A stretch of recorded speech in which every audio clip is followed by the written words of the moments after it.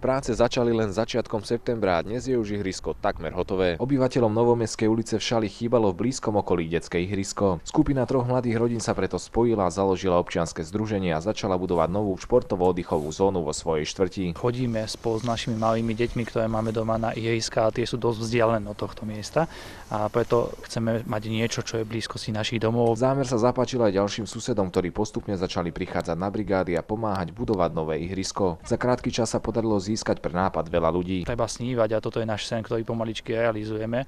Je pravdou, že veľmi veľa ľudí nám neverilo, ale už to, čo tu vidíme, je výsledkom toho, čo v posledné mesiace riešime každý deň. Mesto taktiež podalo miestnym aktivistom pomocnú ruku a prenajalo pozemok pod ihriskom a vybudovalo na mieste verejné osvetlenie. Náklady na výstavbu samotného ihriska sa pohybujú až na úrovni 10 000 eur. Tunajší obyvatelia sa preto snažili získať peniaze aj od sponzorov. Mám doma 2 ratolesti a som obyvateľom tohto sídliska a práve toto občianske bývanie mi tu chýbalo. Tak porozmýšľali sme trošku a som vedel, že niekde sa dajú zohnať nejaké peniaze. Aj keď je už ihrisko skoro dokončené, kvôli studenému počasiu sa obyvatelia rozhodli, že stavbu zazimujú a oficiálne ju otvoria až budúci rok. No my sa veľmi tešíme, lebo mám 2 deti, takže oni sa tu určite prídu hrať. Detské ihrisko je len prvým z plánovaných projektov občianskeho združenia. Neskôr by tu mal pribudnúť aj fitpark pre seniorov. Filip Sorád, RTVS.